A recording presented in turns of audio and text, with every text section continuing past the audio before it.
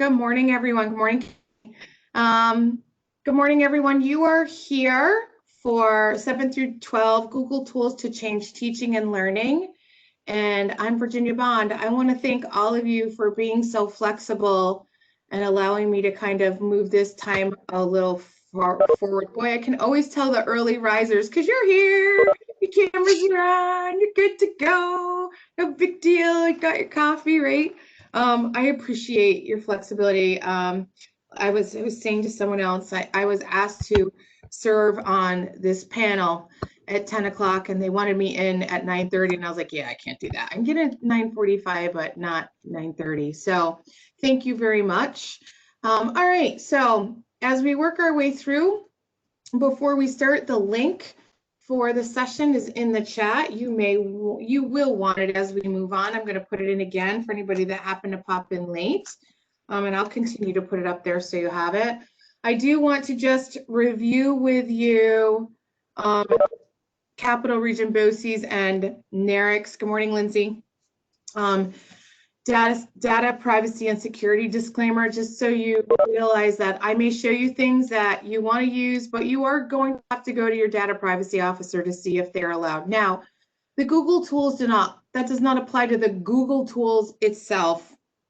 So the core components are all covered under an EdLaw 2 agreement that was signed by Google. It's going to be some of the other things that I kind of show off as we go that may be different, but I think most of us won't have a problem with that. Good morning, Deandra. So we're going to go from there. All right, so our learning objectives for the day, and if some of you have been in the presentation already, I changed it. How dare I? So it's a little different than I was doing earlier in the week because I needed to kind of refresh myself too. So we're going to do introductions, I'm going to kind of split those. You're going to be in two different places. We're going to do back to basics, like what are those basic tools we need, the tools, combos of those tools, and then some tips and tricks. I also have a resource section for you at the end of the document. Sorry, I'm going to just tip my camera just a little bit. There. Awesome. Felt like you were looking up my nose and nobody wants that. So just introductions. Some of you know me, but I thought I'd do a really quick overview. So the name is Bond, Virginia Bond, Bond like James, Virginia like the state. And I'm actually trained as a music teacher. I graduated from Crane up in Potsdam, New York a really long time ago in 1989. Oh, it seems so long ago. Actually graduated in 88, walked in 89, got a job right out of college at a school along the Canadian border, Salmon River Central, which is the largest Native population of students in a school not on a reserve. So part of the school is, there's one of the buildings is on a reservation, but the rest is not. Anywhere from 68 to 75% Native American students in the building. I actually loved it there. So I have a bachelor's in music of education, and then I got a master's in elementary education.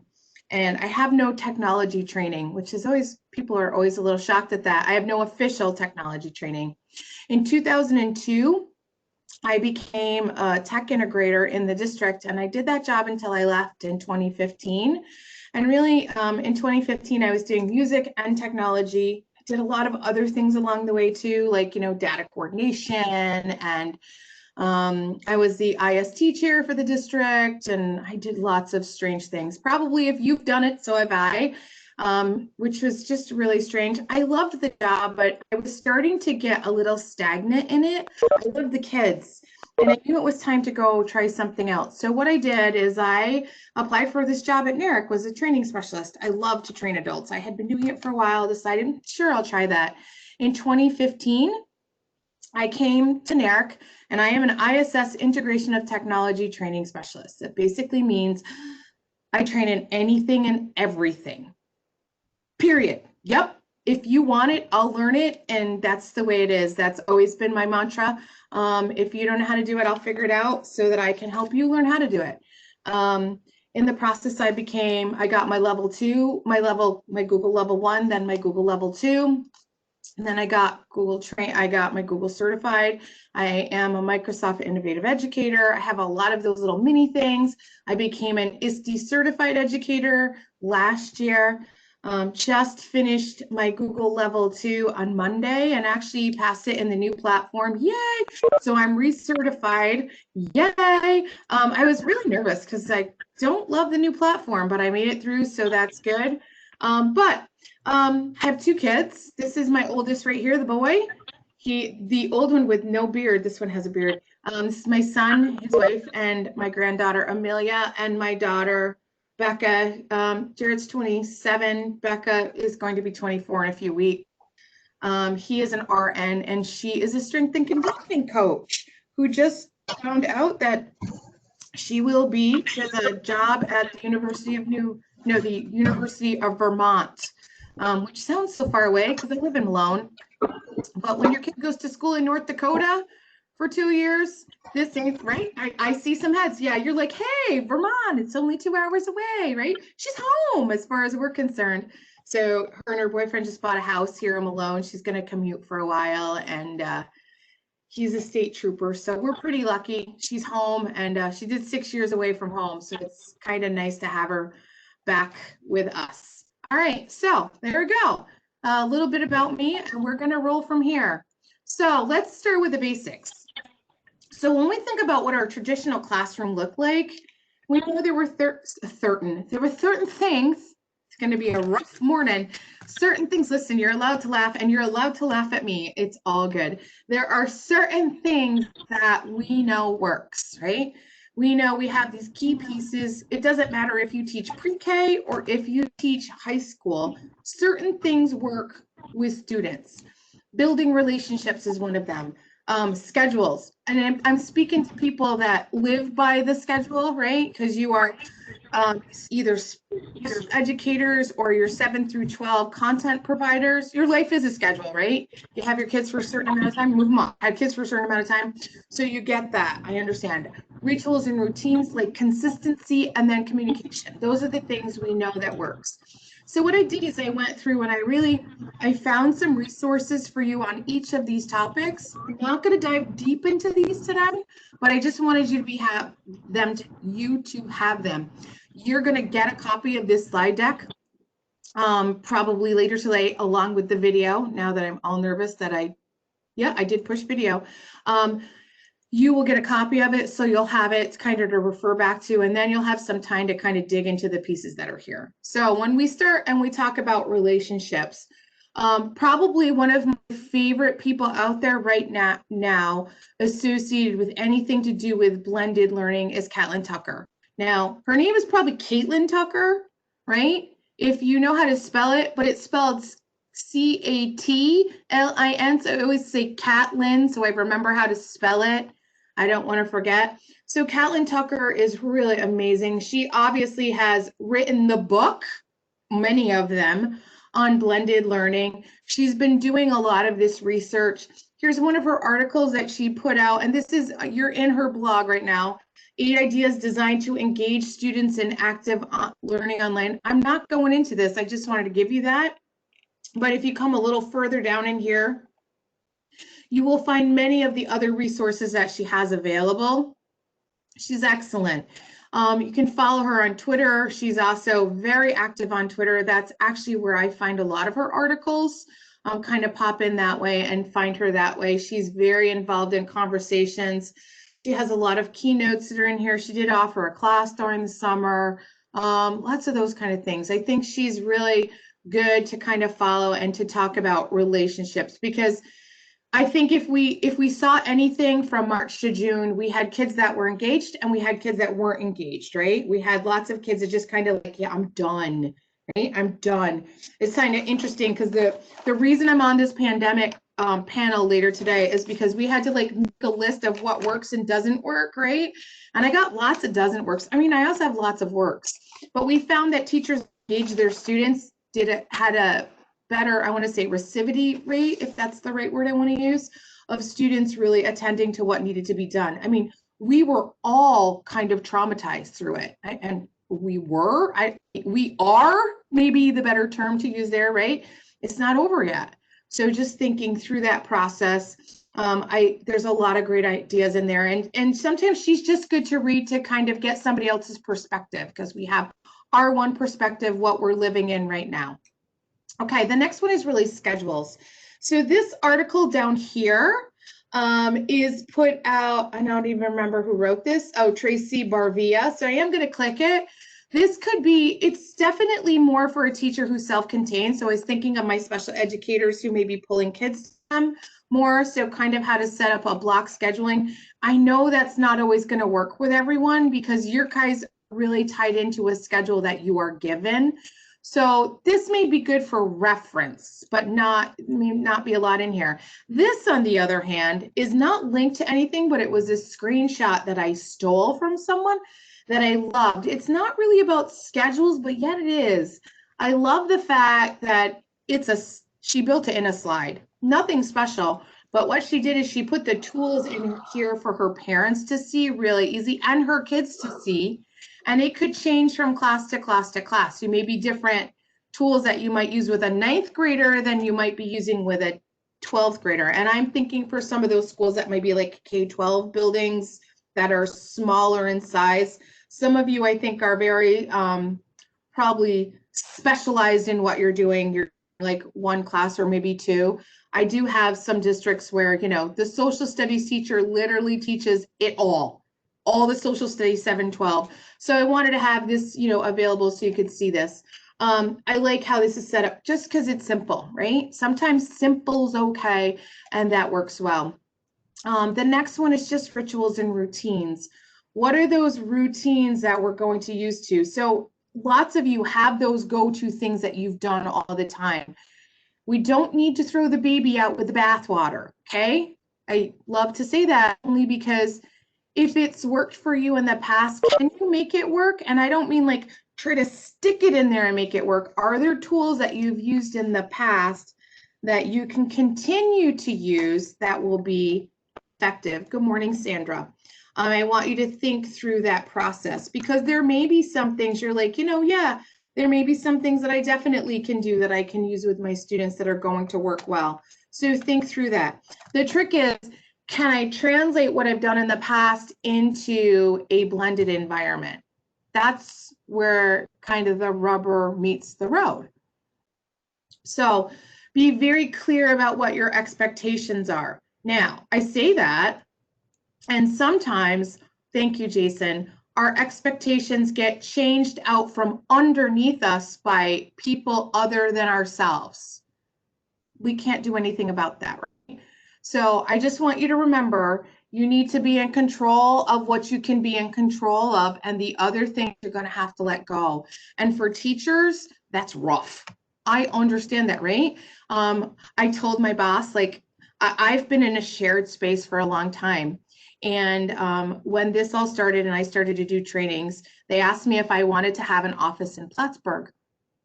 And I got a door. And I know that sounds so stupid to some of you, but I got a door. So just like you, I can close my door and do my work, right? In our classrooms, we can close our doors and do our work because it's our space and we can do what we need to. Well, it's the same kind of idea. We've always had that, and we haven't had a lot of interference from the outside world. Except now, you know what? Everybody is kind of taking the door off the hinges. Mom came in, dad came in and said, nope, sorry, you don't have a door anymore. And I'm taking it off, and we're going to just have to run with this. Not that you've been a bad girl, but just everybody wants to see what's going on. So just try to be as flexible as you can. And then really think about, like, what are your meeting norms going to be? When I say this, I put this right here. Sometimes we need to pick our battles, right?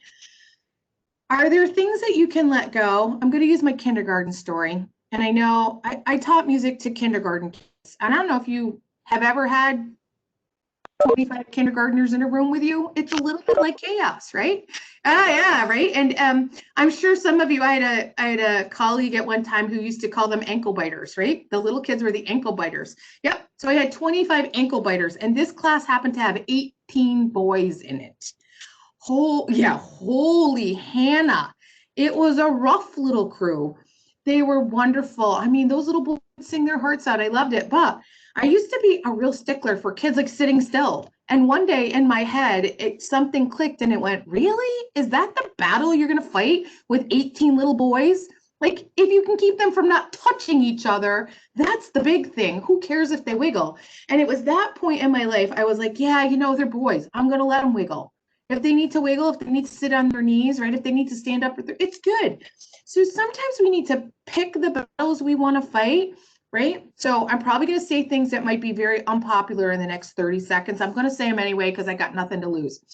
Pajama bottoms, who cares, right? Can you see them, right? I don't care.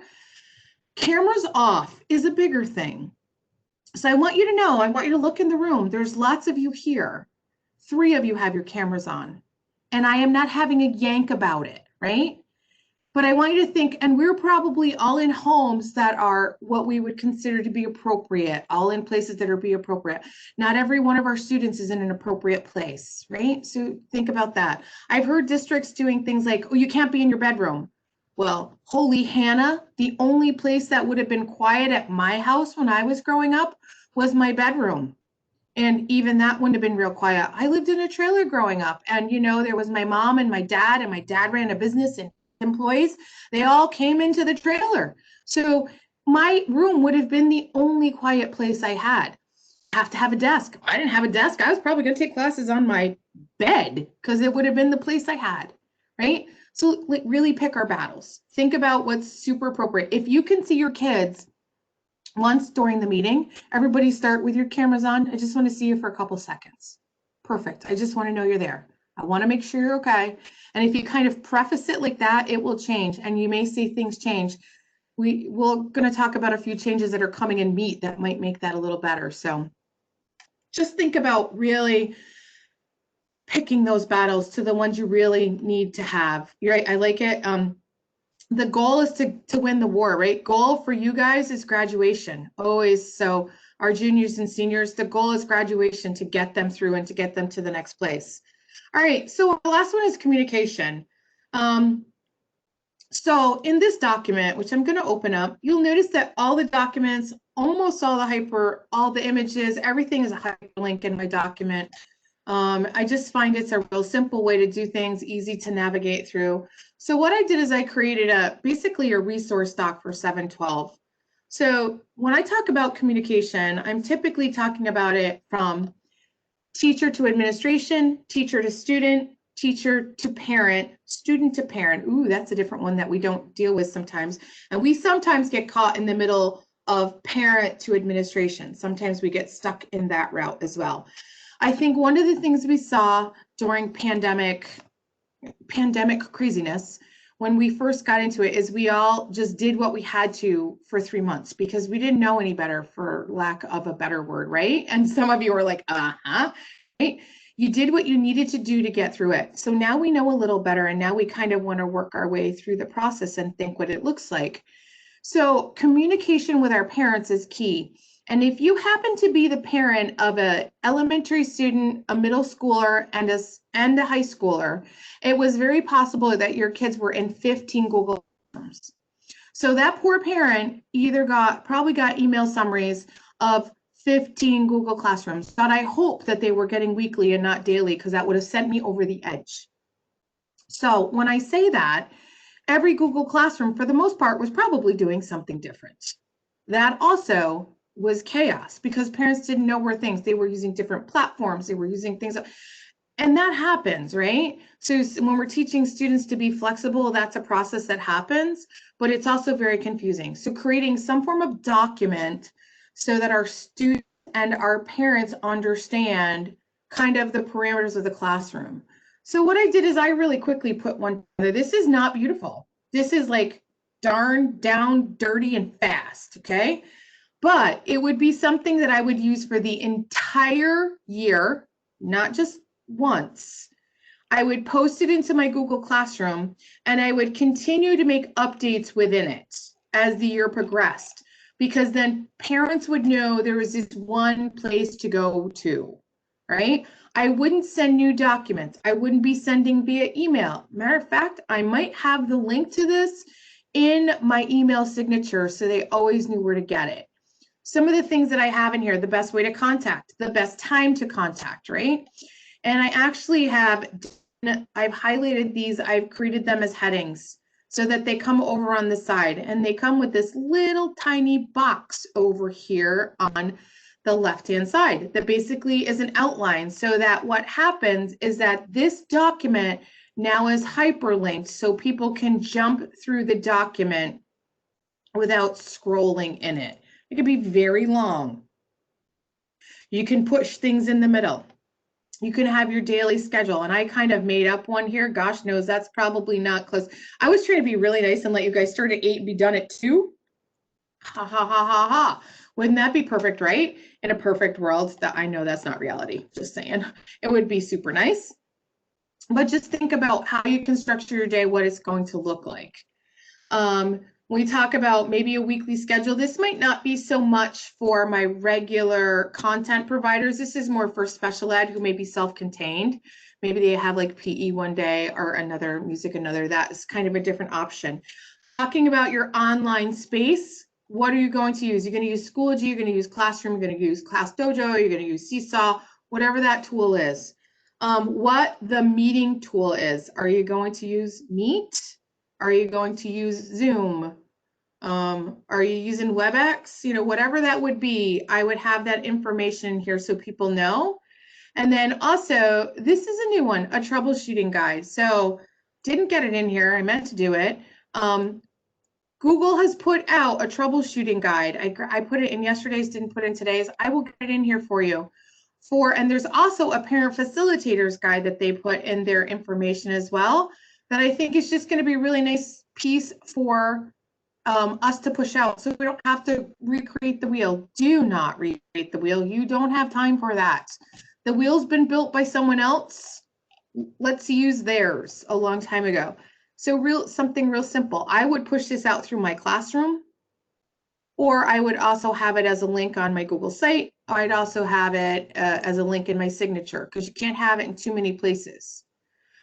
And when I'm here, I also want to say, most of the parents that we are dealing with, so when I think about my son, who's 27 years old, he had no technology use within his classroom when he was in high school, nor in college, and as an RN, going to RN school, that involved any kind of device besides what he brought in. He didn't have any teacher using a device pushing out to the students. His mother made him get a device and to do those things, but he didn't have any teacher using technology with him besides the use of a smart board, which when they were using it really was like they had a great big whiteboard. They were using it as a projection screen. Okay. So when our parents don't understand it, it's because they've never had it before. That's the real issue. So anytime, any way we can kind of preface that and help them is going to be great. So this document right here, or this one piece, is from a presentation done by my Erie One BOCES colleagues over in the Buffalo region. And they did an entire session on from crisis to a responsive instructional approach. And I love this document. I tweaked it out a bit, adding a little bit more colors. So we really want to talk about the difference between our synchronous time and our asynchronous time that we're spending with our students. So that synchronous time is when we're with them face to face, versus our asynchronous time when they may be working off screen. And I want to stop right here, because I hope we're not expecting our students to be on screen for us for 8 hours a day.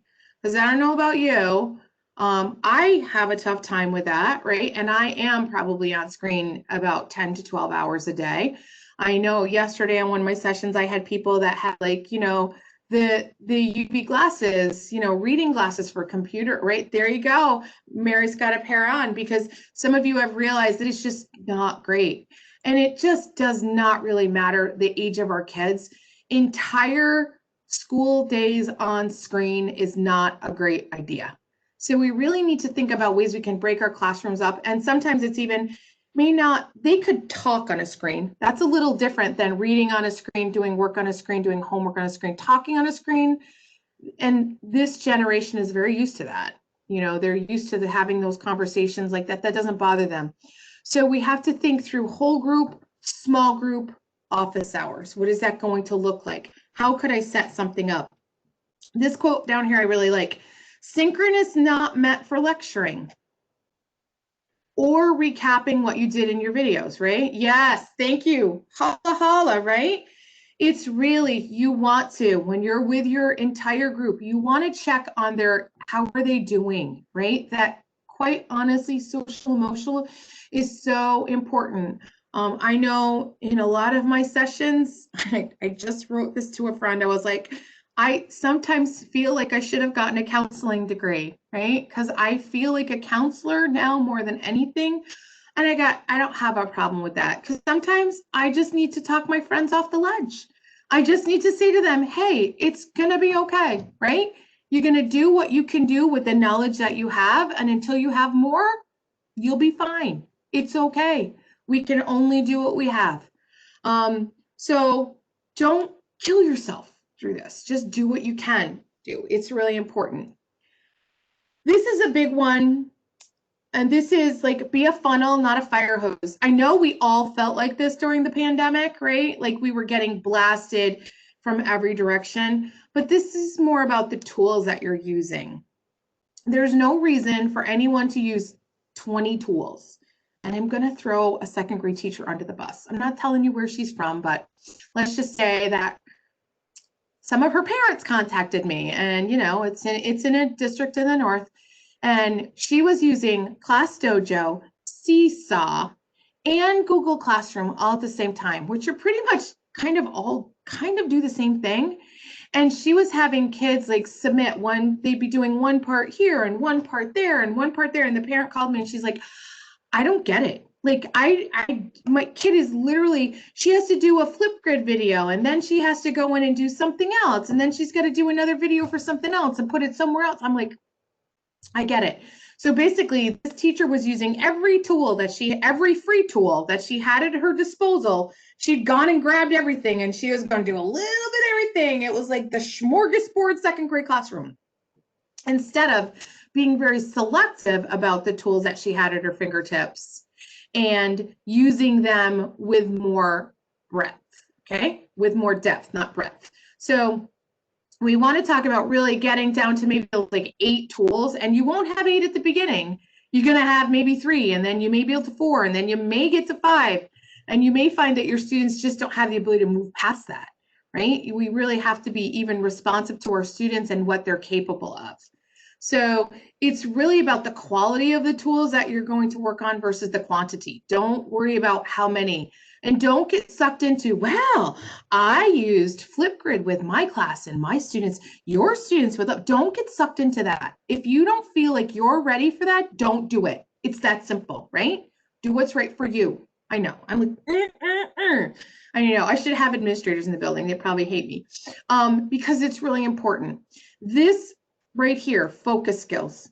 If we're not going to be as much with our students as we have been in the past, so if I'm not really going to be 40 minutes face-to-face with my entire class, doing a lecture and then giving them homework, I really need to almost look at my skills and say, what are those focus skills that I absolutely need? What are those prerequisites that my students need to move on? So I'm going to give you an example. The 8th grade math teacher in the school that I tech integrate in, which is actually school I left, we started a conversation about there's lots of 8th grade skills that they need for the exam, but she's decided that she's really going to push the focus towards algebra.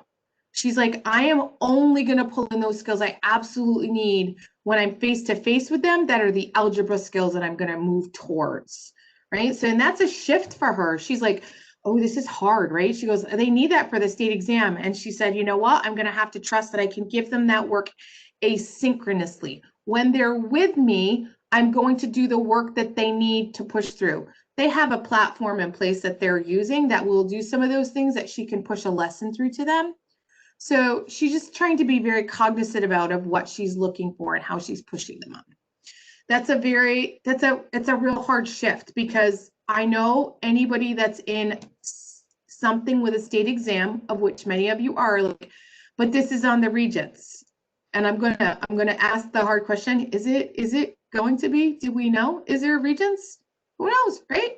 And you know what? It could change July 12th of next year. No, you're not having it. Yep, you are. Okay, it's a party, right? Who knows? It's up in the air. Nobody has any idea. So just remember, we're constant in flex. All right, so assume that my lovelies right here know absolutely nothing, okay? But you know, they are a little blank slate. They're really not that bad, right? They do know something. Assume they know nothing about technology. Just assume they know nothing. Always review the steps for them. Do not assume that your, excuse me, 9th and 10th graders have those skills in place. They may not. They may not be there. And if you want it, you're really going to teach it. So I have a document up in here that I created a couple years ago. It's called a nuts and bolts skills document, and literally just like it says. So I have kind of used a rendition of this for a while. It's not perfect. It's not a do-all, end-all, be-all, but these are the skills that a student should leave middle school with, okay? Every one of these. And I can guarantee you that your students don't have all these skills. I can guarantee you some of you may have all these skills. Some of you may be missing some pieces and parts in here of what they are, right? That's okay. And it's not even about the platform we're on, it's just understanding what's in here. So when you think through like creating a Google assignment or a classroom assignment, think about those steps that are in there, the mini steps that we assume. Like a lot of us are like, make a new document, and you may have to for the first couple times to everybody. Does everybody know how to make a new document? And have a student walk you through that process. Have the students walk you through. What's the first step? What's the next step? What's the next step?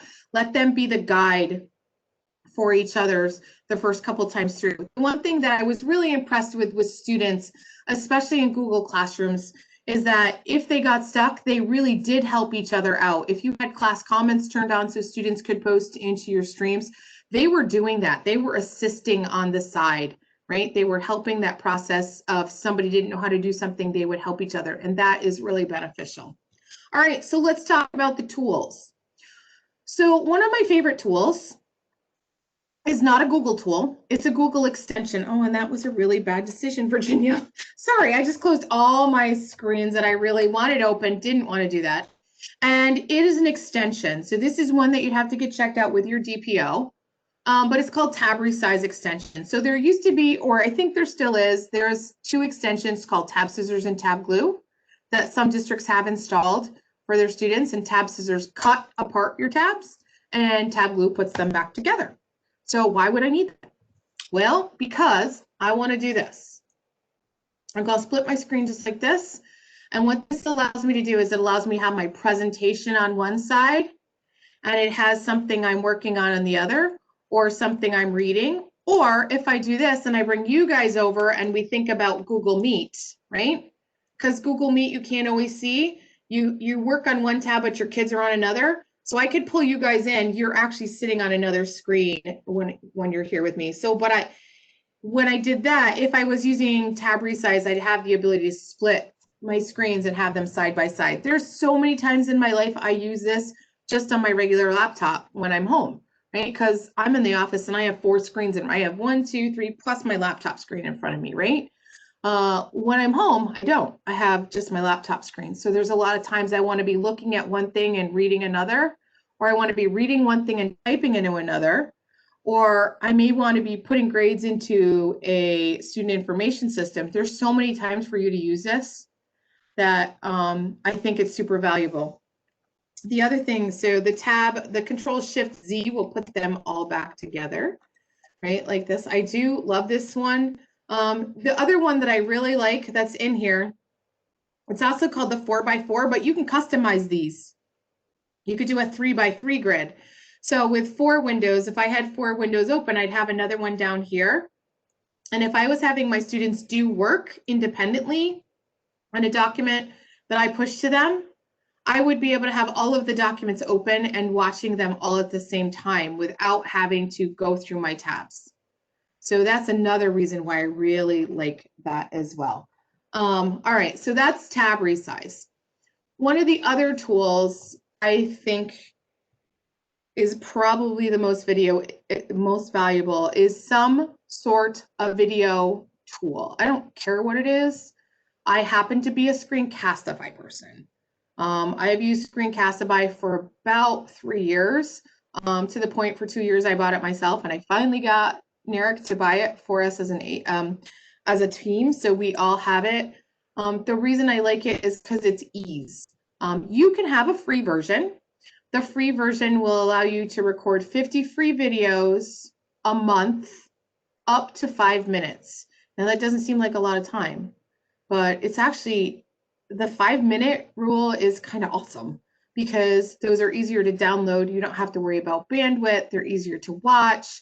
You'll notice that if you go much longer than 5 minutes, that people's attention span, aka students' attention span, even adults, tends to, kind of peter out. So a 5-minute is better. If you can stay under 2, it's even better. I'm in the process of building a video library, and under 2 is rough, but you can basically create these videos. So what I'm going to do is I'm going to turn off. Has anybody used it before in the past? Anybody using that Screencastify? Yes, I use it all the time. I love it. It's so easy, right? That's the part of it I love, is that the ease of it is fantastic. So I'm going to do a really quick overview, and you're going to see this bad boy in motion. So I turn off my video. So I'm going to go away. Oh, lucky anymore. You're going to see me in a minute. And I am going to push, it is an extension, which, oh, it's right here. So click the extension. It's going to say, hey, Virginia, what do you want to do? I'm going to say that I want to, browser tab would be one tab, desktop would be anything. And I tend to be a jump around. So I tend to go in a lot of different places. So I always use desktop. Turn your webcam. Do you want your webcam on? You can only do your webcam too. So if you just wanted to talk to your kids, you could just do that, which is fine. But you could turn it off. I highly recommend that you don't do that. I feel like your webcam should be always on. I get a little annoyed when I go to presentations and people turn their webcam off who are talking to me. AKA I'm doing it right now too. But the reason, because I want to see them. I want to see who's talking to me, talking at me. So I'm going to push record, and it's going to ask me what I want to record. So I'm going to bring my screen over here so you can actually see my little head pop up. And then it's going to say on my other screen, it's asking me which screen to record on. Because I have 3 screens going, I have to pick one. So I'm picking one. Yep, I'm trying to pick one. Maybe. Come on there, puppy head. Try again. Wow, I gotta move you guys out of the way. You're way in the way. I can't do anything because your heads are in the way. We'll try that again because I got it stuck. I clicked too many times and I have you there. Sorry, does happen. Yep, that's what I want. I broke Screencastify this morning. Won't be the first time, won't be the last. Okay. Sorry, guys. There we go. Yeah, I know. I have the dialogue.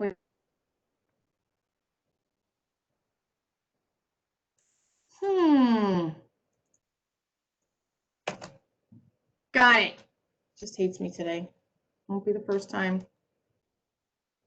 I'm going to get a 3, 2, 1. Yeah, it's just a little slow this morning.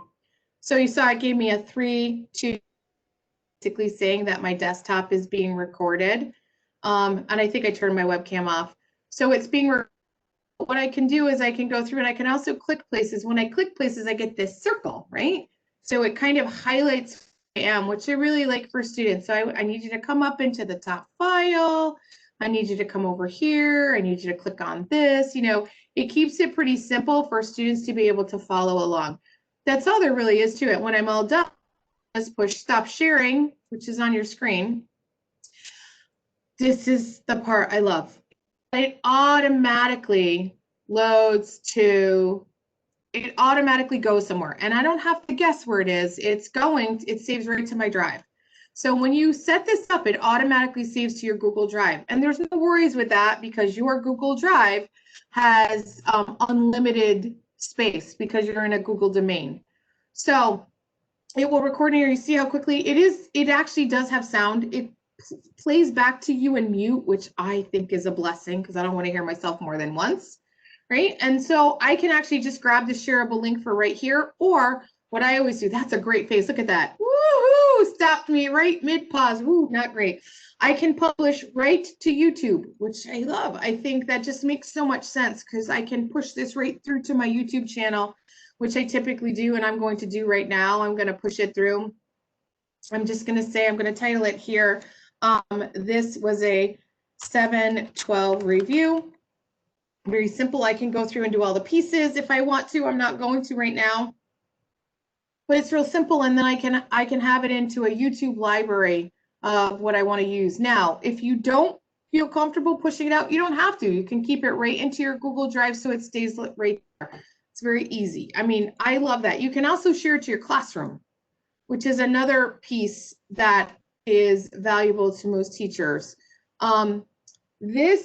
Now, the extension shared to classroom is, I took it out, is being deprecated. So it's going away on the 15th of August. I don't know if this is going away too. I doubt it because this is the tool within Screencastify. So you can take it, you can pick your class that you want to push it to. So let's say it's this one right here. I'm going to grab this one. I can choose an action. I can create an assignment, ask a question, make an announcement. Sounds good. And I just tell it to go and everything will pop up. I'm just going to put up a quick announcement. I could also, you notice, push it to all my classrooms in the morning. So if I wanted to do a greeting with them, I could, send them this greeting. Hey guys, I'm really excited to see you. We'll meet at such and such a time. And I just post it, right? It could do more than that. You could get into the habit of doing them. It's like a greeting them at the door kind of concept. So it's pretty simple way to do that. And I love the simplicity of it, but know that there are other tools out there. There's Screencast-O-Matic, which I think has a longer free version. You can also just use your phone to record if you want to. You don't have to do anything major if you just want a video of you. Loom is another tool, and there are some school districts in the South I know that are using WeVideo. So lots of different options that you can use. Yes, you can use Google Meet. You can use Google Meet, and if you want to just use it that way, you could do YouTube Live and not post it to anyone. There's lots of other options for that as well. So I am constantly doing mini videos now. I no longer type out directions for anybody on anything, because the issue is that I can record a video faster than I can type out all the directions, because what I have to do is typically walk through it, write out the directions, and then send it. Whereas if I just do it in a video and send it to someone, they just have it. So if you get asked for something more than once, just do a video on it and start your own little video library. It doesn't seem to make sense, but trust me, it will save you time in the end. Those short little things are going to be much easier, I promise. All right, the next one is Jamboard. So Jamboard is a tool that allows you to draw, you can use sticky notes, you can make tasks, and you can do all kinds of other things. So I am going to slide 20. So some of you that have been in my other sessions, you know that this is what I typically have at the beginning, and I decided to mix it up just a little bit, and I decided to put it in here instead. And now my chat is not sending anything. That's weird. Oh, there it goes. So if you pop into the presentation, which I just put the link back up in, and you click on slide 20, you will see there is a Breakout the Jam document in there. And this is a hyperlink. So you just click on the hyperlink once on the bottom. So if you can't get it to hyperlink, this is always an issue with a lot of people. You typically have to, I'm going to go back a session. You click on it once, the link will come at the bottom, and then you come down and click on the bottom. And then it will open up. Okay, you don't have to open a preview, you can open the whole thing. So once you're in the document, and I should see lots of people start to pop in there, and they're not having sharing. No, now I'm nervous. There you are. I'm like, oh, I'm not seeing anybody. Where are they? I want you to find your name. You have your name, should be in a column. They read left to right in alphabetical order. Find your name. Once you have it, you're going to go and click jam at the bottom. So there are 4 jams. So I'm going to open all 4. One, I'm going to do them. I'm going to get them all open. Once you're in there, come on. There we go. The next thing, here's our task that I want you to do in your jam. And I changed it a little bit from last time. Your task is to, I didn't put the task in. Oh, that's okay. Oh, it's because I moved it down here. I did. I want you to introduce yourself using the pen tool. I want you to draw a picture of yourself. I am not judging anyone on their ability to draw because I'm going to go into one and I am the queen of the stick figure. So there's no judgment at all. And then I want you to use a sticky note to add a few ideas of how you could use this as a whiteboard in your classroom. So I have 4 of them open. And I am going to get all 4 of them running. If you're having an issue, let me know. So you can see here, I'm not sure why it's not showing me my 4th jam. That's just weird. 4, 3, 2 is gone. 2 must be sitting on another screen somewhere. Huh, that's weird. All right, so directions again are to, I think I broke Google, my friends. Draw, there it is. Draw pictures of yourself using the pen tool, and then use a sticky note, add an idea of how you could use a whiteboard. Yeah, they're all right there. All right, so I'm going to go in and I'm just going to draw on one of them. Did not say I was an artist. Okay, draw a picture of yourself. When I said I draw stick figures, my friends, I'm not lying. Right? Woohoo! So pick up that pen tool and then go through. Look at Lindsay. Wow, those are great. That's fantastic, right? Nobody judges. Oh, I love it. You guys are great. Oh, wow. Fantastic. That is great. Right? Then use a Post-it and give some ideas of how you could use it.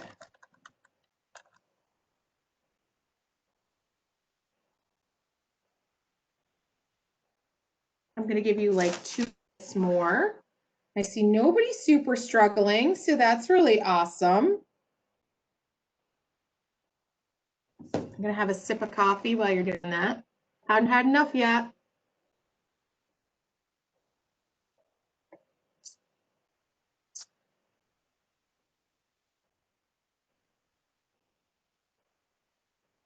Awesome.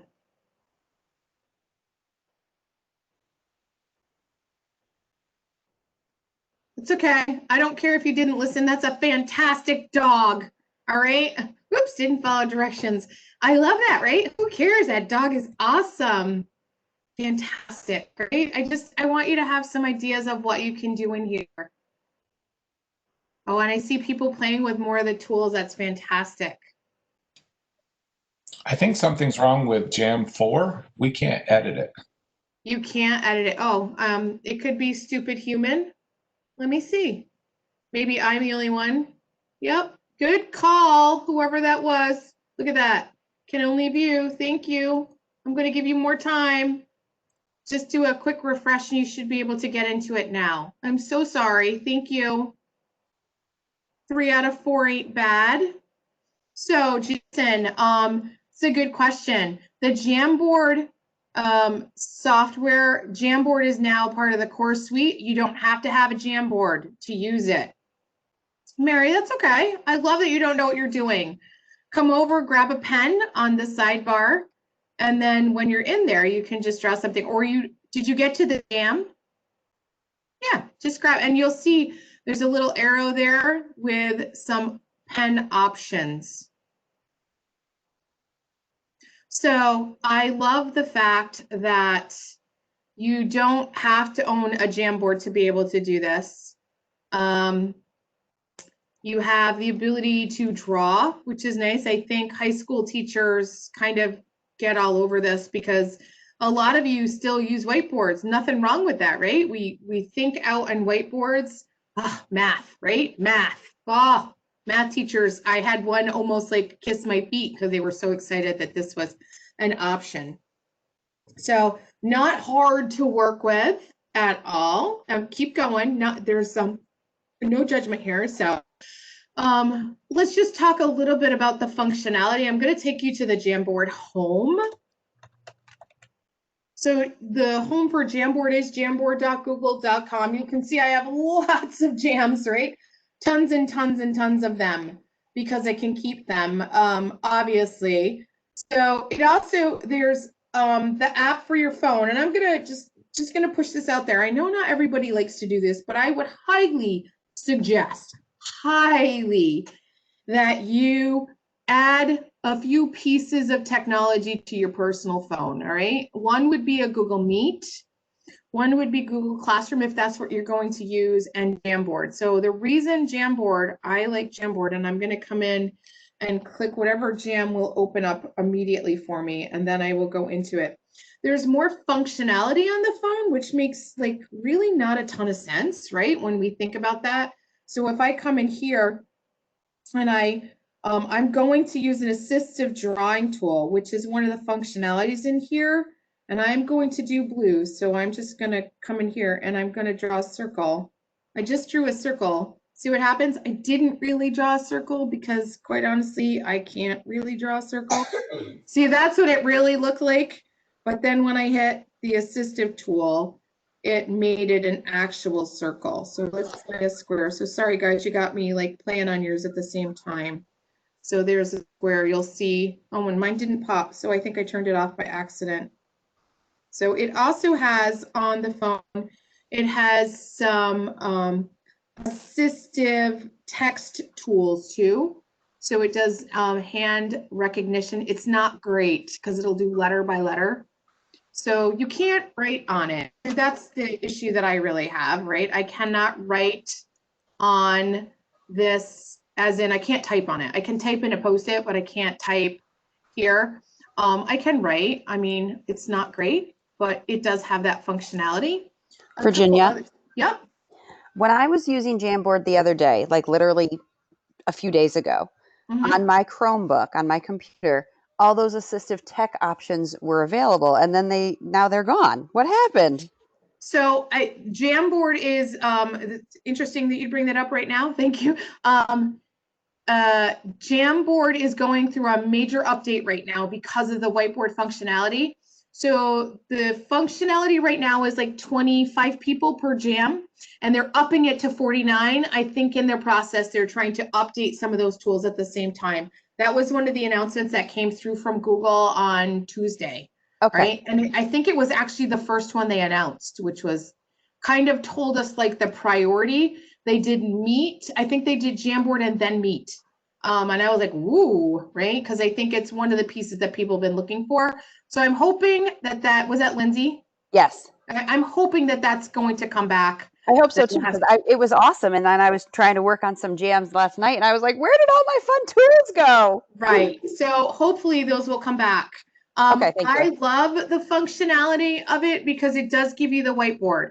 The few things I want to tell you is that it's anonymous in the fact that I don't know who put what down, which is why I kind of had to put your name there, right? It's kind of a stupid little thing. But when I have you put your name and you kind of put your Post-its around where your name goes, then I know like these are yours. You can also assign each student to their own frame if you want to go into that, because you could do that. You could just come down here, you go up to the frames, and all you do is do a plus sign.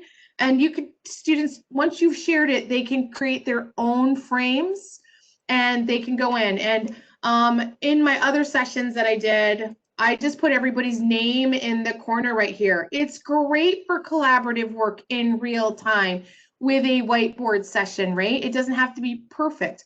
You could have a student sketch note during a session. If that's how they like to do it, they could literally sketch note. Like, what a great tool for them to have. I am a huge sketch noter. I know Jason's been in some sessions when I'm literally just, people think I'm just drawing during sessions. Not only do, like, I draw I've got pictures in here. I'm trying to, whatever you're saying, I'm trying to get into a way that makes sense. I'm using all different kinds of colors, right? That's part of what I do. So I love Jamboard for that purpose, especially. Now, a couple of tricks that you have in here. You can come up to the three dots, the traffic light, the ellipses, the snowman, whatever you call this, the shish kebab, which is new to me. I never heard of that before.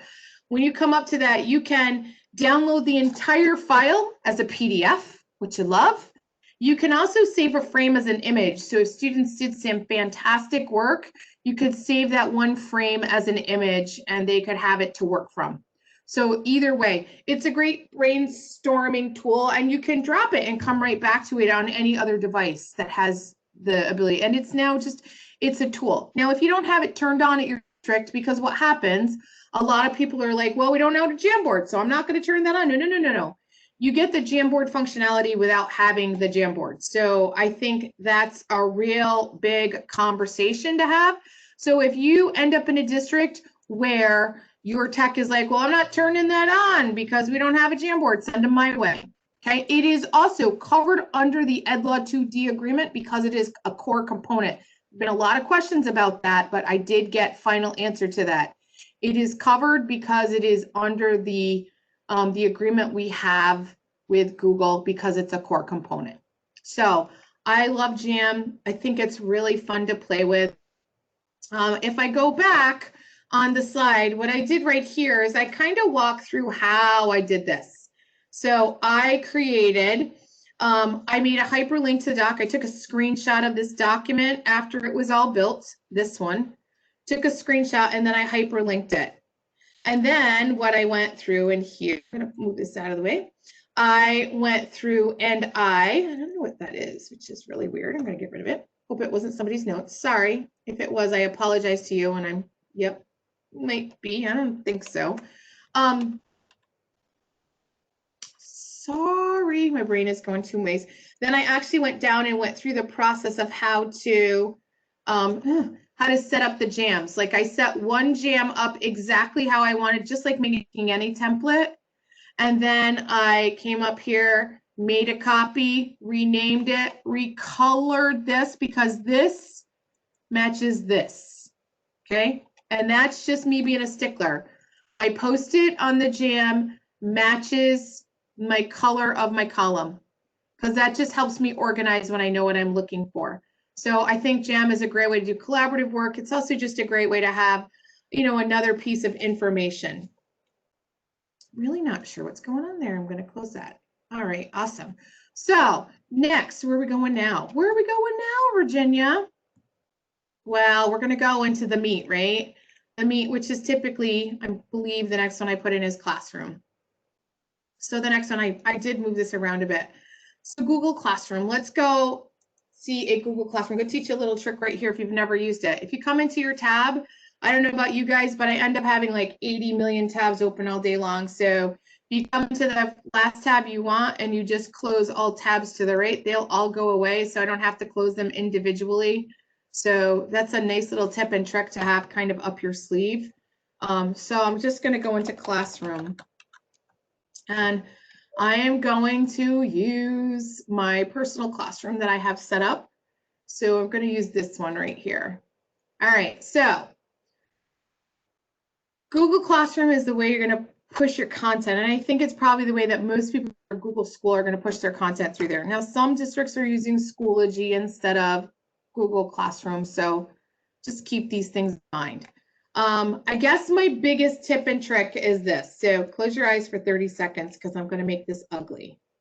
Uglier. Okay, all done. All done. I've done the ugly. I've done the deed. It's ugly, all right? So you'll see I am on my stream. And I have stream. So this is this avatar, the little circle, the avatar should be what you see on your stream because it's like my announcements. And then I have like this. These icons come from classwork, right? These are all these little icons from classwork. I hate this. I'm just going to put that out there right there and then. The biggest complaint I had from parents, I really participated in a lot of groups on Facebook from March to June with parents, because I get a lot of parent questions. Because I'm in the North Country, everybody knows I'm a tech trainer. So I got put in a lot of these like big groups like Education North Country and a couple other ones, and people just asking questions about like, I just don't understand where things sit. And the biggest complaint I heard from parents was that I just can't find what I'm looking for. My kid can't find what they're looking for because it doesn't make any sense to me. And what you found is a lot of teachers are putting everything, they have everything showing up in their stream. So this is how I like to think of my stream. First of all, I want you to visualize, because I'm going to take you outside right now. I'm going to have you use your minds. I want you to visualize a beautiful, peaceful stream that's running through the woods. It's just gorgeous, right? You can hear it. It's rippling. It's a quiet place, but there's no garbage in it, right? There's nothing in there for you to do. You don't have to go pick up the garbage. You don't have to do this. You don't have to, right? All you need to do is sit in it, put your toes in the sand, grab yourself a beer and have a, relax a little, right? That's all you got to do. Okay, it's quiet and it's clean. That's what I want. I want my stream to be the same kind of idea. I want it to be quiet and clean. No assignments in it. So I like to think of this stream as me at the door greeting my students. Because this is Virginia's mentality. Now, if you're going to go a different way with it, have at it. But I'm pretty much a stickler for everything in its place. So when my kids used to come in the classroom, even when I taught high school band, I stood at the doorway as they came in and I literally greeted them all by name. You'll notice I did that to a lot of you today too, as you came in, right? You came in and I said, hi, do you come in? I do that very purposely, right? I'm not like just being a weird wackadoodle. I mean, I am that, but this is a little bit more, right? Because that's my one time I have a chance to like communicate with you. So I'm going to take that chance and I'm going to take that time. So my stream is like my time to talk to my kids, to give them announcements, to maybe push a discussion question to them like, hey, or like, nice job at the game last night, although not too many people are going to have that. It could be something along the lines of, oh, my Blue Jackets didn't do so well last night. I think it was 2 nights ago.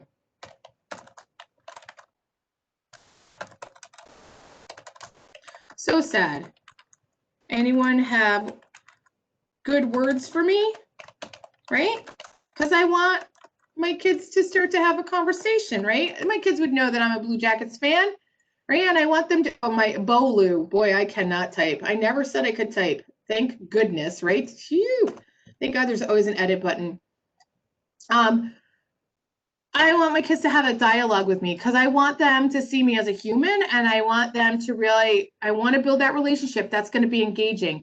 So I'm going to give you a couple ideas. I've seen some teachers do some amazing things. So about 10 minutes before class comes in, they will have scheduled assignments. They'll have put announcements in and they'll schedule them, but they'll be like bell ringers, but they're going to be like funny videos. And I had one teacher who from like the the beginning of April on, he teaches like calculus in this little school, right? Where kids are like farmers. And I don't mean that in a bad way, but he teaches calc and it's a rough class. He said, and he teaches AP and calc, and he started to put in stupid cat videos because he was having good attendance.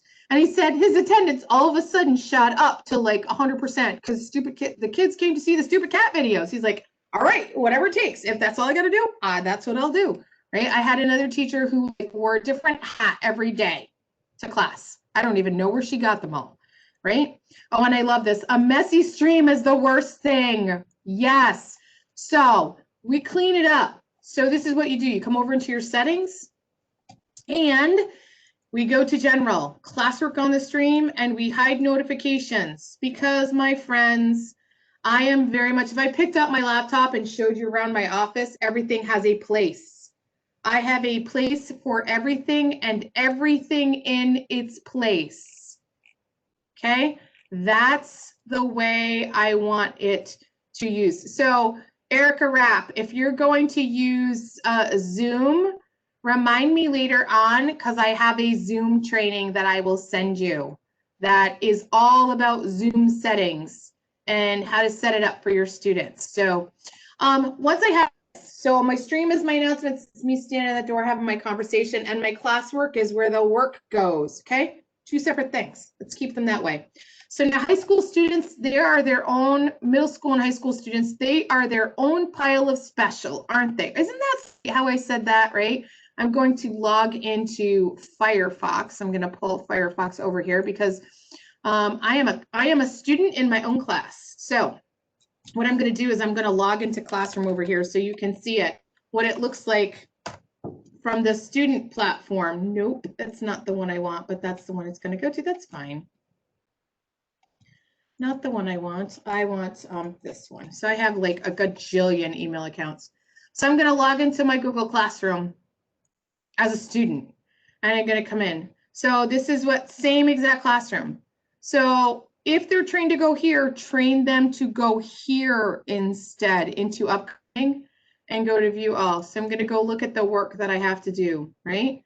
So the work that I have to do, the hardest thing is to get kids to come over here to this box and turn their work in here. Okay, so, and literally, I'm telling you what, I'm dealing with one of my colleagues teaching an online class right now, and she has one adult who consistently puts her comments in here. She's like, no, there's a turn it in button. I'm like, just put a great big red X in the middle of this, right? This is for all your class comments. Class, you are not class. Okay, you are person. Person comments go over here. Class comments go here. Okay, you are person. They go here.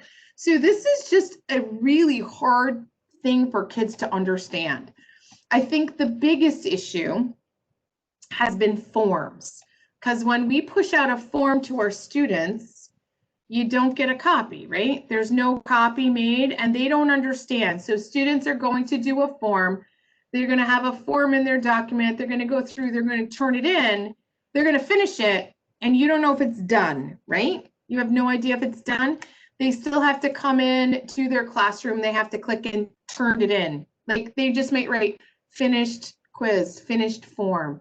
So that's, we're going to follow up. There's another way around that. I'm going to show you that in a few minutes. So I think that's kind of one of the biggest things, keeping your stream clean, okay?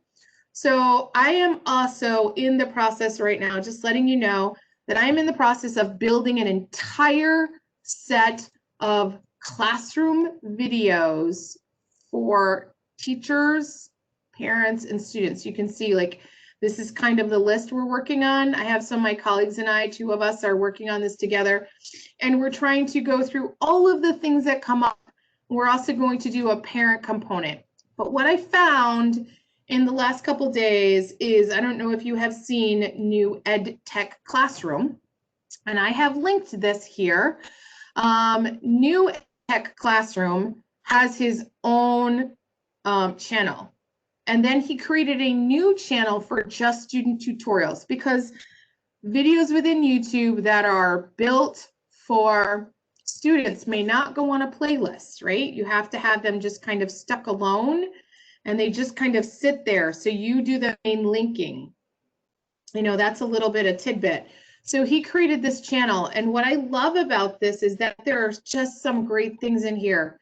So when I look at all the videos that he has in here right now, there's tons. Like he has how to split your screen for students, and they're short. How to use Padlet, how to take a screenshot. Oh my God, every kid's gonna need that. How to use Google Classroom, all right? Bonus. How to quickly copy, cut, and paste text. Certain things we need our kids to be able to do. How to use a hyperlink. Okay, so I really like this guy. He is so dry when he does his teacher ones, but when he does the student ones, I think he's just really spot on. So the link is right over there. A couple other things that I want to say is that having a co-teacher in your classroom is very beneficial, to have another set of eyes on things. When you're pushing content out, just make sure that you are using some kind of naming convention. I have a lot of friends who don't think they need to name their assignments, and it gets a little, I'm just going to be really nice, annoying, okay? That's nice. Having things that are just like Monday, Tuesday, Wednesday, Thursday, Friday is not so bad if you're the only teacher in the classroom. Typically you're not. So a date is really good, and you'll notice I have like A, B, C. I could put them all in the same thing, but if I was asking my students to do two separate, very separate things, I'd put the date and then a dot A for the first assignment and dot B for the second. Few other things, try to use your topics if at all possible. Now, this is going to be probably against what will make any sense, but if there's a special educator in there, Lindsay, are you a special ed teacher? No. This will, if you have any special ed friends who are in a classroom with you, they're going to love for the next few comments I make. Please don't name your class Tech 9.3 or even better, Math 7. Okay, because you may not be the only Math 7 teacher. And if your poor little co-teacher, who's a special ed provider, is in 7 Math 7 classes, they are SOL, okay? So out of luck, right? Because they have no clue what it is. They don't know who it belongs to or what class it is. So if you notice, I put my last name, a colon, the name of the class, the grade level, dot, the period I teach it. Okay, so that simple naming convention just makes it so much easier, because in a lot of cases, I had principals that were added as a co-teacher into every classroom. So they had not just a few, they had a few, right? And they would have like 40, they're like, I can't do this anymore. So that's just a good practice to be in the habit of. Use that naming convention. You can always go in and edit it. Two big things. Number one, this settings wheel next to your waffle is for the class that you are in, okay? It only affects general grading and some naming. So naming, some general pieces, and grading. There are some big changes coming to Classroom. One is going to do about how to push out invitations. That's going to change a little bit, which I think is going to be a really great thing. After a lot of time, I think Google has realized we need some different options. You're going to be able to invite students, I think you're going to eventually be able to invite them by link, right? So if you have an elementary classroom that's not using Gmail, you're going to just be able to push them out by link, which they still can do. It's going to be a little easier. And I don't remember, there was another big one in there. That was the one that I think really stood out to me, because that's always a want for people. So that is just for your one class. These settings over here underneath the hamburger, you see you have a list of your classrooms in here. These settings affect all of your classrooms. Okay? And these typically have to be around the area of email. So if you're a co-teacher in a classroom, if you're a special ed provider, you probably want to go through and you want to kind of wean these out. You can either wean them out, or you can write labels within your mail that sends them somewhere right automatically. So you can have a filter built within your mail that will do that, which could also kind of work that way. But unless you feel the need to get super spammed with email at about 11:40 when your assignments are due, and you want to hear ping, ping, ping, ping, ping, ping, ping, I highly suggest you do a little bit of tweaking with your information, especially as a co-teacher in a class. This is, I am a co-teacher in all of the middle school classrooms at Salmon River. It's like 70 classrooms. I have turned off email because I don't care. And they're like, you turned off email. I'm like, I don't, you only want me in there when you break it. So you'll tell me when you break it and I'll just go find it, right? I'll fix it myself. I definitely don't want to go in and fix all of those separate pieces, because it's going to be too crazy for me to get all those emails. Besides that, I'd want to pull my hair out. Okay, so those are the basics, I feel like. We tend to talk about calendar, with our older students using that calendar functionality in there. So if I click in here, your Google Classroom has a Google Calendar, right? And so this calendar will be showing all of the classrooms here. When I go into Calendar, so I'm going to just pop into Calendar because I don't really have this on my agenda, but it's good to know. They will come in as individual calendars. So you can see them here, right? These are individual calendars. I can turn them on and I can turn them off. So if students are in multiple classrooms, they should turn those calendars on. So like right now, this calendar for social emotional wellness, there's the assignments that are due. They populate right into the calendar, but it works the same way all the other calendars work, okay? You turn them on, you turn them off. I just think that that makes more sense. And a lot of districts are going away from paper calendars, right? They're not buying those agendas. They're going into, you know, a digital calendar. So and I'm still very much calendar girl, right? I spent like, you know, 3 months finding the perfect calendar because it was important that I had it. This is, you know, this is hardwired into my head that I need a paper calendar. I also have a Google Calendar and an Outlook calendar, right? They're all aligned though, and I have them talking to each other. You know, I'm doing these amazing things. I say I'm not, but we need to teach students that tool of organization that, you know, they're not really good with time management. The classroom calendar will help with that. Okay, next thing. Virginia, I have a question on Google Classroom. Sure. Does Google have the functionality to let teachers have a student view? Because I would love to see it from the student end, but I can't get another domain email address. So if you can convince, and this becomes a big if, some school districts are making like a demo account. Okay, that's what I figured was the So answer. if you ask for one, because it was one that could be used with everyone for their Google Classroom purposes, right? Because then you have the ability to pop in. You really don't. Okay. So it is just, you know, if you got a kid, your own kid that you could put in there, right? I mean, sometimes you can, sometimes you can't. It's just a pain, right? Yeah. That Okay, thank you. functionality is not coming. There is a, you know, when you bring that up, they're bringing out a, what's it called? Hold on. It'll come to my head in a minute. A family link for Classroom. And they did it quickly. I recorded it. I was in the middle of a phone call. So I recorded it so I could listen to it again because it is something I kind of want to follow up on, but it's not a brand new functionality coming right away. Okay, thanks. Good question. You know what though, Lindsay, I would encourage you to come down to the question mark in Classroom and, you know, request a feature. Yeah. Absolutely. There is no reason to do that. Yeah, those ed tech classroom student ones are fabulous. I really like that guy. He is so dry, but I love him. I don't know why. I'm a sick kind of puppy. It's nice to see somebody else's training style too. All right, so next one is Google Sites. So I personally believe that a Google Site and a Google Classroom go hand in hand, because the reason I like a Google Site is because you have special ed students who are going to be so overwhelmed in a Google Classroom of the change. If you have autistic students in Google Classroom, they do not go well together.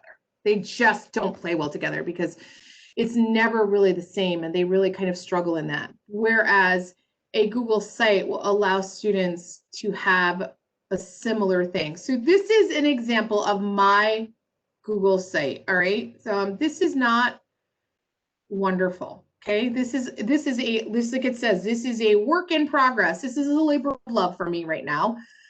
This is going to be my brand when I retire. Okay. It's going to actually be KVB is for ed tech lovers, not for, but I'm in the process of working this, but I want to show you what it'll do and how easy. If you've never used Google Sites, I get people very overwhelmed. They're like, I can't do that. That's difficult. It's too much. It's really not.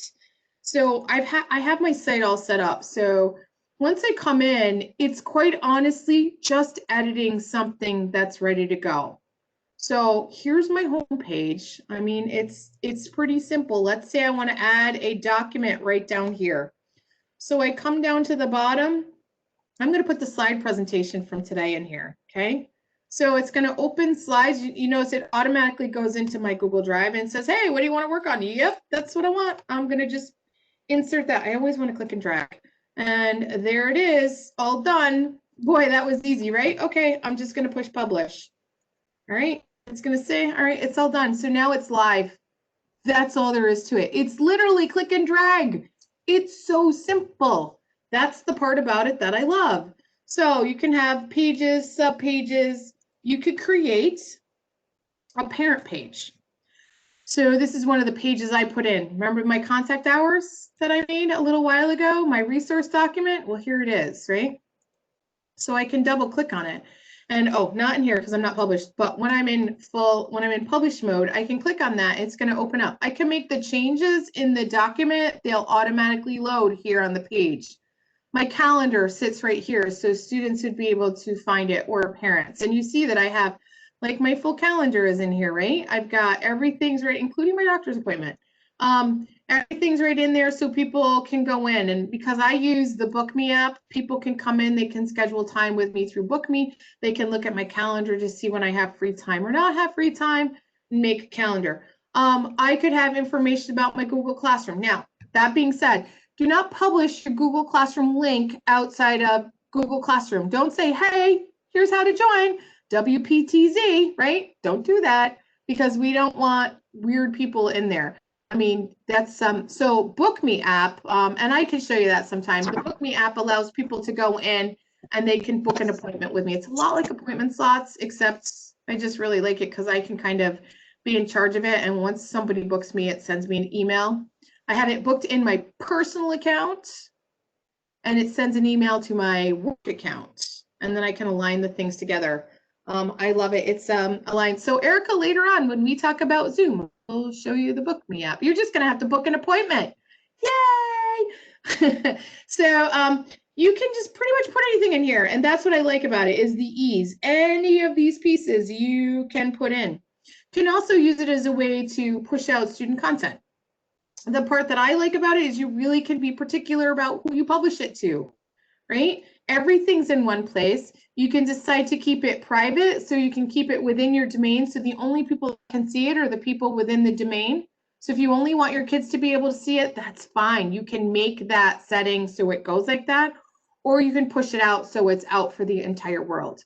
So if you wanted to use something like this with your students, they could do it. I know that Schenectady uses it as portfolio in their middle school. So they have a yearly portfolio. Students keep records in 6th grade, 7th grade, 8th grade. And at the end of 8th grade, they actually do a portfolio. I want to say like they defend their thesis, basically. They defend their portfolio through Google Sites. And I just think that's a great way of public speaking, really, you know, delineating what I like the best. And it's really teaching some of those high-end tech skills, which I think are great. So if you've never had a Google Sites training, the link is right there. So what I did is I gave you some extra links to, you guys kind of get the full blown here, right? There's a training over there that you can have that you can do just for fun because you have nothing else to do in your life. Okay, Google Meet. So Google Meet is the tool that's going to get the most updates within the new Google tools. And I have notes, so I have to still read my notes because I am not super clear on all. They did a lot, and it was like I recorded the whole thing, and I was really kind of blown out of the water by all the updates they have. What a lot of people wanted was breakout rooms. They're only going to be available in Enterprise, so the breakout room functionality is not coming to Google Meet. And there is a timeline. If you Google any school announcements, so I'm going to put it in the chat. Anywhere school announcements. And they came, okay, my keyboard all of a sudden decided it hates me. Yep, there we go. August 11th was the date they came out. You'll be able to find, they put out a timeline yesterday. One of the things they did add in, they did they're almost the equivalent of a waiting room. So basically students will knock and you'll allow them to let them in. So you're going to be able to moderate them. You're going to be able to block anonymous people that you did not send the link to, so they won't be able to come in. There's some other also features in there, like if you remove a student out of the class more than twice, they will not be allowed back in unless you use a new Meet. You're going to be able to disable the in-meeting chat, which is really nice. So You can like turn that off, turn that back on. I think even do that on the fly, which is awesome. Coming down the road, you're going to be able, there's noise cancellation that's coming. So that's not going to be right off the bat. I think the big one really is that the tile is going to go up to 49. So you can have a bigger tile. Yeah, for people that have larger than like 20 in a classroom, right? And you're going to be able to change the background. So students are going to have the ability to put in, there's going to be a list, like a set of backgrounds there. They're going to be able to choose from them. And there's going to be the ability for the domain to block what the backgrounds are, so they don't get to judge. So you can actually upload a few, and students will be able to blur their backgrounds as well. So those are some of the new tools that I think are in there that are very valuable. They're going to have a feature, but I believe it's within Enterprise to have out of domain people. So that, Lindsay, is the kicker to the question that you were asking, because that not only goes into Meet, it also goes into Classroom, but it is going to be in the paid version. If there was anything I typically say about Google Meet is get in early, you know, be the first in, be the last to leave, you know, have those conversations with your students when they're coming in. I know that a lot of people really like to go into the functionality, and so I did take some screenshots in here. A lot of people like to mute kids on entry. Yes, Enterprise is the paid version, and the paid version, I'm going to put, just so you know, the price. So, and I was kind of excited about this. You may not be, but I was. When I was told about it, we were told it was $24 per student. I was like, nobody is ever going to buy that. But it's actually $24 per full-time employee. And I think it's like teaching employees. So, and Google can pull that number. We believe it comes off your beds. They just can go in and pull that in. I think it's teaching staff. So it really doesn't come out to be that much. So I had a local school district do it, and it was about $2,000. You get a lot of analytics out of it, which is really nice for the Google domain. You have a lot more power. Okay. So districts, that's a decision they have to make. Like, right, you're gonna put, I hate to say this, money where your mouth is, but sometimes you may need to put your money where your mouth is to get what you need. So a lot of people want to mute students on entry. I am a huge not lover of that. I actually want my kids to talk to me, and actually I don't even care if kids unmute. You know, like the hand raisings and all those pieces that you also have in Zoom, those are going to come to Meet as well. So those pieces are going to come through. So these are on like a rollout. I'm not sure when they're all coming. So, you know, get into these, and I'm hoping to do a training in this really soon. Just think about how you want to do it.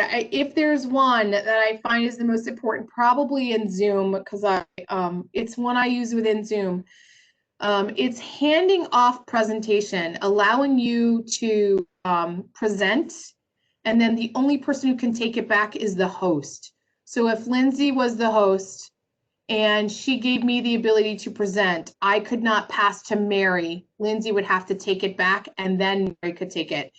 That is super valuable. Do not just let that be a free-for-all, because you will lose your presentation so fast and the kids will just play, you know, it'll be like monkey in the middle. You'll never have it back. So that's just something to really think about, what you need to do.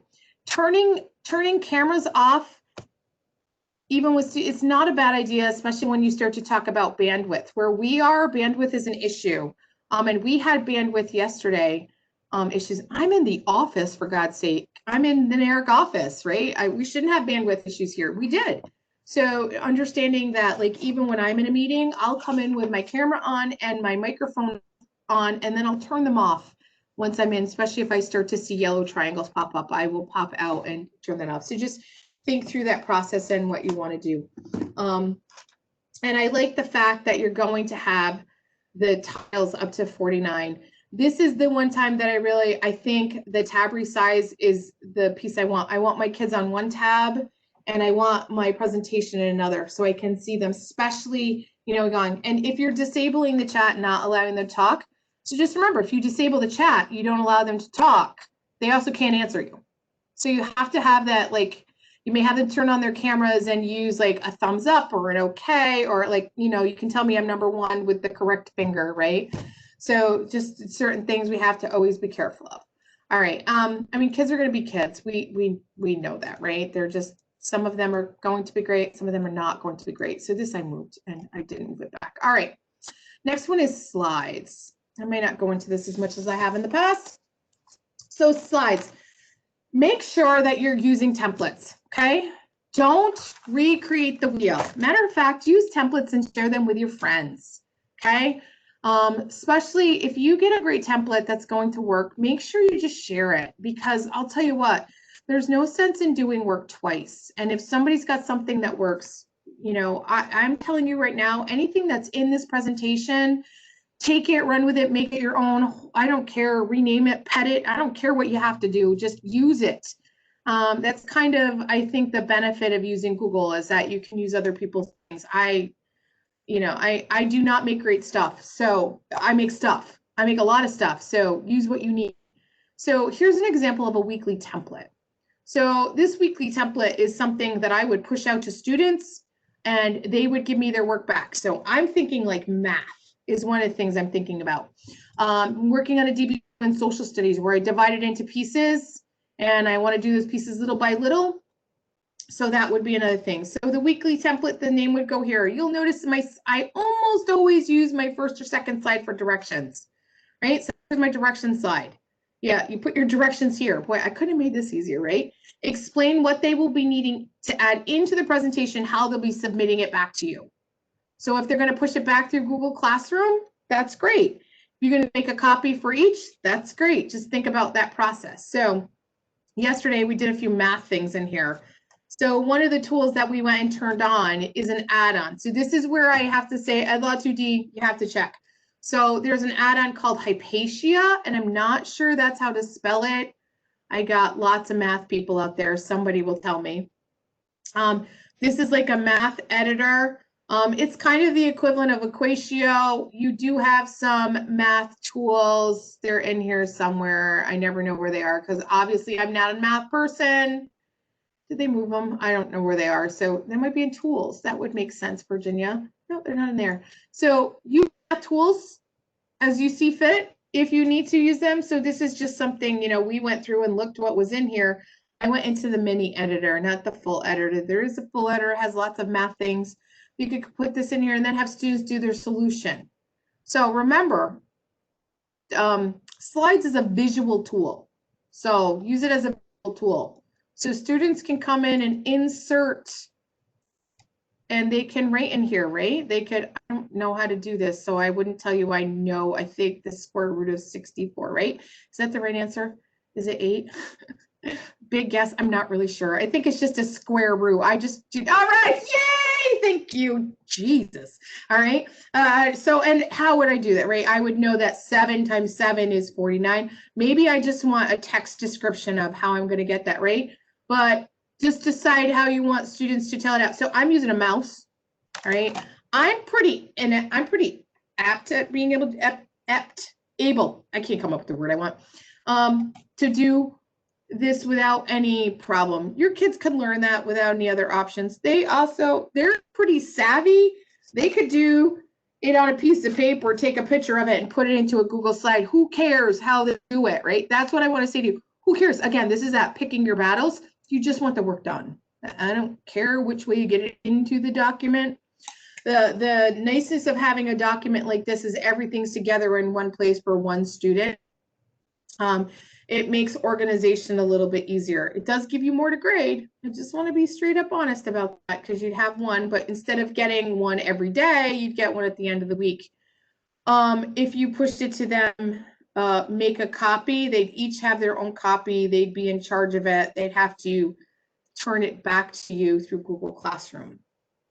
Think about creating a digital set of your own anchor charts or reference materials. Because what I'm thinking about, Jason kind of referenced it at the beginning, you know, if the governor says you're in for 4 days and then they force you home, good God knows we don't want to have our whole room set up and have not what we need. So if you have a set of reference materials that you use all the time, create it in a create it in a slide presentation and just keep it, right? Have a whole set of your reference materials that you either upload to your Google site or to your Google Classroom as materials that students can reference back to. Chemistry is always what I always think about, because I remember all of those chemistry things that, oh my God, my brain hurts thinking about that. I was not a math, I love math. Science, not my thing, not even a little. My science partner in high school now teaches AP science. And I said to her, I don't know how I made it through science, because I did it, but it was because of her. Right? It just doesn't make sense to me, not my thing. So again, when you're creating that template, you make one exactly the way you want it, and then you make a copy of it, you rename it, and you do a few other things. So I'm going to show you the few other things that I think are helpful when we're working with students. So I'm going into my Drive. I'm a huge user of folders. Everything has a folder in my life, at least in that one folder. So in here, you'll notice that I have like slide presentations. We're not probably going to do these. I think I'm going to skip them today. You'll notice these are three different slides. They're basically a template that I created. I made one. Okay, so this one right here. And I have all my directions on the side, right? This is all you need to do. And the directions are real simply. Duplicate slide 2. So hopefully you know how to make a duplication. If you don't, you click on the sidebar, you right click on it, and you duplicate it. You duplicate a slide. Okay, that's a skill you want your kids to be able to have. They want to be able to duplicate a slide so they can go through. And then I give them directions and they have to go through and do the pieces. So I got one all built the way I wanted. I came out here and I'm just going to do it in here. I make a copy. And then I go through the process and I rename it. So it's going to populate in here somewhere. It's going to be called copy. It's right there, right? I always open it. Now, you don't have to. You can just rename it right in there. But this is why I do it this way. I'm going to rename this Perfection, just so I know it's a stupid name and I can get rid of it. I'm going to name it here. I'm going to rename it here as well. I'm going to color this slide, just this one. I'm going to change the color of it, the background. And I'm going to show you why I'm going to do this, because it's going to make a lot of sense in a minute. Done. Then I'm going to go up and I'm going to change the share settings, because that's the part that Virginia always tends to forget. I do this as a process. Here, here, here, here. I know that process. I have it down to a science. So I try to make sure I always do it if somebody doesn't interrupt me. So when I come back in here, I'm going to have a new one of these. It's called Perfection. This color will change, I promise. The reason I use the colors is because they're easier to tell who has what one, right? I can tell just by looking at it. I don't even have to read them. Okay, Perfection is going to be light purple. 7 and 8 is going to be pink. 9, 10. So the colors make a big difference because they're going to allow you to see them quicker in your Google Drive. If I was pushing these out to class in my classroom, I'd also call them if I was going to differentiate and have my students collaborate, I'd be pushing this out and I'd be saying collaborative slides red, and then I'd have my group of kids. Collaborative slides orange, and I'd be pushing it out to my group of my kids. Because then even when I'm looking at it, I know what color I'm looking for and I can see it. So that's just kind of a quick trick that I find is very helpful. Let's see where I am, right there. Okay, so video. So I've already inserted a video. I am assuming everyone knows how to insert a video, right? You come up to insert, go to video, works the same as audio. You come out here and you can insert video.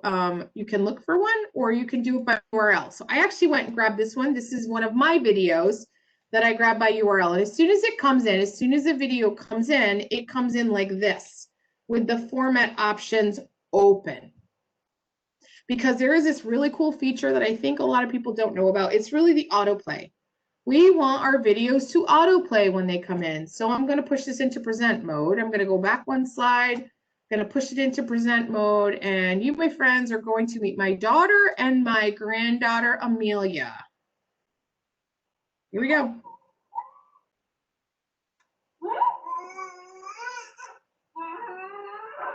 Okay, so you notice what I did there is have the ability to autoplay it. So autoplaying is great because number one, our students don't go off into YouTube land. Because if they're like me, I would watch that video and I'd be like, oh, look, there's something else. Oh, look, there's something else. And I fall into the trap of YouTube. Like I have a lot of traps, right? I have to be very careful where I allow myself to go off. The other day, I was literally watching those stupid autocorrect videos while I was working because I just needed to laugh because they're so stupid. All right, I know. It's just, my brain is a little strange. So when we have the video in here, we have it autoplay, it's going to push out. So you have to be in present. Now, I think with your kids, right, you can tell them to go into present mode when they get a presentation. They're smart enough to be able to handle that. Some of our littles, maybe not so much. You can also publish it. I could come up into file and I could publish to the web. So when I publish to the web, I have the option to change the time frame. So I could have it, you know, go every 3 seconds. That wouldn't be enough time for that one. I'd probably want a minute depending on how much I want to play. I can only go up to a minute. That's the problem, right? I can only get to a minute. I typically think that most high school kids, you can tell them on slide 26, go to publish, push play, they'll just keep going, right? So the present button is up above the format options, or it's up in the top right-hand corner next to share. And when I'm in here, so you can publish, the part that I really like about that, so I can publish this out to the web. I'm going to do this as a good push right now. It's going to publish the whole thing out. Here's the link. All right, I'm going to copy it. I'm going to copy the whole thing. I'm going to come out here, and as soon as the player loads, that should start to play. So this is going to publish this presentation. You've seen a lot of presentations that are out there like this, right? It's going to automatically play.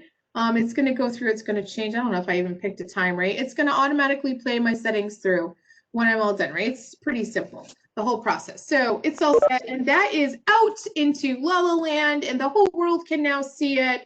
But I'm like, yeah, I just found a mistake. Oh no, I got to fix it. So I can come into publish content and I can stop publishing. So I have the ability to push something out and I have the ability to pull something back. So this is where that was. I'm going to do a refresh. Look what happens. It literally stops being published. Like you can no longer see it. I love that feature of it. I think that's a really nice thing to have. It just depends on what you want to publish, how you want to, not how you, if you want to not, you know, that becomes your own decision. If you feel like that's something you need to. So typically I do this activity. I'm not going to do it with you guys. A Collabora dependent slide. So this document, I mean, I set it all up. I use this breakout room template. So because Meet doesn't have breakouts, right? I've created this breakout room template. We used it in Zoom. You can use it in slides. You could use it with docs to push students somewhere. So the first time we did it, I assigned you guys into groups, right? So this one, when we did this yesterday, I let people come in and pick their own groups that they went into. I would probably use both back and forth. I just have open. If I just was going to do 3 groups, I could do 3. You can have 10 collaborators at a time on a document in a slide presentation, 10. I tend to not go over 8, okay? It just gets a little wonky when you have too many people in them. If I had my druthers, I'd probably do 5, because then everybody's kind of doing the equal amount of work. So you'd have them type their names in, and then you would put the links to what you wanted down here. So this is just the slide templates put down at the bottom. I created one, made all the copies, and then put the links in so that the students then have the ability to come in and they can just make changes to the slides and they can work in them. So as they're working in them, they get all done. They're all done with their work. And then the reason it's Collabora dependent, I probably picked the wrong one. This is the one that had a lot of people in it. Collabora dependent is, and this is a term that comes from Eric Kurtz. You go up and down. You allow students to comment up and down the slide. So you'll notice if the comments are still in it. I think they are. I don't think I removed them. We had, maybe this group didn't do it. They commented up and down the slides in each other's work. So, oh, I really like that idea. That's a great idea. What's the link for that? Ask questions. So that's a way for students to kind of, it's called Collabora dependent because you're really being independent, but then you're collaborating in the comments section. So every student has their own slide and then they work their way up and down. So this is a good beginning of the year activity, like get to know me kind of thing. And don't give them a lot of ideas. I mean, I don't mean give them a lot of, don't give them a lot of assistance in setting up the slide, because it also for you, with a kind of slide intro, they each make their own slide. You're going to get a judge of what they can and can't do. So do they know how to insert? So tell them to like change the background, add a picture, change the text, you know, kind of tell them, but not tell them how to do it, and kind of see where they struggle. So in here, I wanted them to include an icon, a website link, and ways to use it. So I found out that most people don't know how to include an icon, either how to grab it, how to save it. So this is almost like an entrance ticket. You get an idea of what their skill level is. And that can be helpful. Same thing with a doc. You notice I'm not doing anything with docs in this presentation because I feel like teachers understand docs and how to use it. But the same kind of thing, your first time through, give your students some tasks and you'll have a level set real quickly without asking them what they can and can't do. You're going to know without having to quiz them to that fact. Okie dokie, we are almost done. So I'm all through slides. All right, Google Forms. So all my friends, I am sure most of you used Google Forms while you were doing Panda. I leave this one almost to the end. I think most of you use them for quizzes. That's what I see a lot of people use, but I'm going to really challenge you to kind of move beyond that. It's really good. I mean, I think it's a nice thing to use, but remember that you can use them for other things. So you're going to have access to each one of these. Don't forget to do an SEL check with your kids, right? Do some check-ins with them. Make sure you know how they're doing. So this question down here, like how are you sleeping, tells you more than you typically know. So Virginia is sleeping. I am like sleep. What is that? Although last night I actually slept well. I had like 3 nights. I got like an hour and a half sleep the entire night. It's stress. When I get stressed, I don't sleep. Doesn't that make sense, right? So, you know, how are you sleeping? Ask them some quick questions. They don't have to, you're not going to publish this to anyone. Here's the kicker. I think most teachers, when they go in to get their responses, are only going this far. They're going to the summary, the question, and the individual. That's it. They're not going any further. Don't forget to go into the spreadsheet mode and get your information pushed to a spreadsheet, because that's how you really can keep your data and you can organize it. Remember, your questions will come up here and then you have the ability to go through and you can sort your students.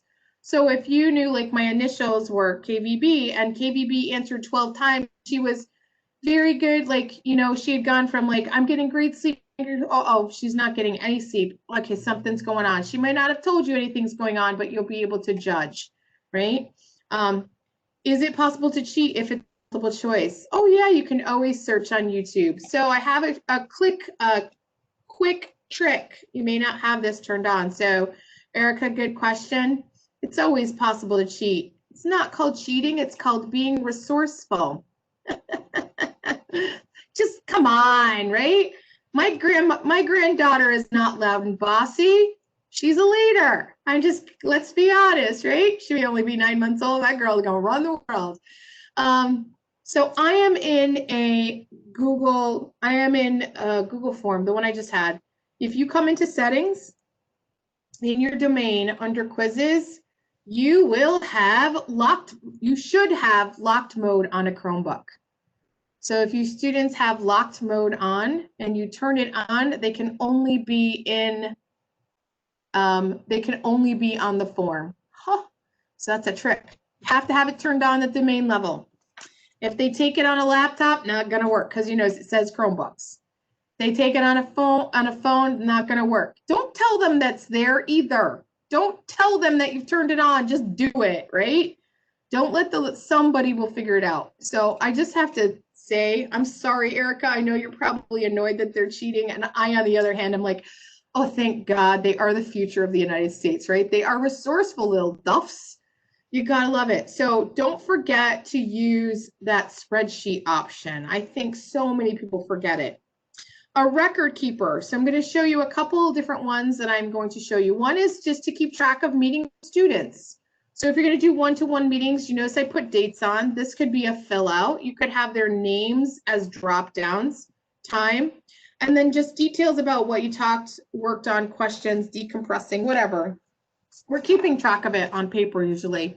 Just put it in a form, because then you're going to take the form, you're going to push it to a sheet. So then every time that Susie came and talked with you, you have a list of it. Along the same lines is a parent log. So we were a Title I school. So I was keeping track of parent contacts in like 2005. And we did it old school. We did it paper. I had 469 students. Okay. That was on a good year. Some years I had like 580. And I had music class and technology. So do that math there. That's a lot of kids, right? That you're keeping track of. I had to make contact with every parent in the first quarter. That's a lot of kids. And I had to keep track of it. It was nightmarish. That's an understatement. I had like a class list. So like Mrs. Mary's class would have a sheet and I'd had different sheets for each class, but I would have used this. I would have used a Google form. So I would put the date. I would say the parent to who or the guardian. This is like the guardian name. So this would be Susie and this would be their name, would Bobby, Susie, whatever. The type of contact, email, phone, text, classroom, whatever, Google Meet, whatever other options you want, and then a basic conversation. Because then when somebody said, well, did you reach out to the parent when the student was failing? You're to be like, yeah, I reached out like 6 times and I had no, yep. You know, Mary, you are totally right. They can be on that Chromebook, taking a quiz and look up answers on the phone. Yep. This comes back to, we probably can't ask them too many multiple choice questions, right? We're going to have to go to those deeper level questions with those little duffers, right? Yes, I know 4 times 3 is 12, but how did you get to that answer, right? That's a harder question. You can't look that up. It's non-Googleable. They have to give me an answer. They're going to have to put it in verbal words. Verbal words, yeah, me too. I'm going to have to put it in verbal words. So record keeping for yourself. So parent contact is another way. Another option that I would use is a reading log. If you're a reading teacher, here's an idea of a reading log, ELA, just some different options, especially to get students to talk about book reviews. And this is kind of a small groupish. Could kind of adapt this and use it as you're working through a chapter, right? You could have these like chapter reviews that are simple. Not everything has to be a quiz. You can also just use them as entrance exit tickets. I am kind of a huge lover of entrance tickets, way more than exit tickets. I'm really hoping that you remember something from these 2 hours, but if I took a, you're welcome, Steph. If I took a class, or if you took a class from me and it was like the second part, I'd be more interested about what you retained coming into class than what you remembered going out of the last class I taught, right? That's me. Stated, and I don't really agree at that. I'm a huge proponent of entrance tickets. I want to know what you have or what background knowledge I may be able to work from. Okay, so that is all Google Forms. Okay, my last 2. YouTube. Okay, you have a YouTube channel. If you have a Google account, you have a YouTube channel. So set it up and run with it, okay? Do the duty, do it. Create videos. Go public, unlisted, and private. Put your videos in there. If you only want your kids to see them, make them all unlisted and you can share it to them by link, right? It is so valuable. So there's a list in there, and I also gave you my YouTube channel. I'm gonna tell you it's not anything special, but there's lots of stuff in here. So if you're looking for something real specific, I think there's 233 videos. You will not have access to all of them. They're not all private. I mean, they're not all public. So this is the one I just put in here. This bad boy's got to go, right? I think you guys are great, but we don't need that in there. We're going to edit that right out because we're not going to keep it. I don't want it in there, right? So it's pretty simple, the process to work with things. I mean, don't overwork yourself on some of these things. We all want to make this so difficult. It need not be that difficult. I promise it's not. I understand I'm deleting this forever. Thank you. You can also have a video open for a certain amount of time, and then you can go in and you can change it. So you can see I have publics, I have privates, I have partially blocked. How do you like that?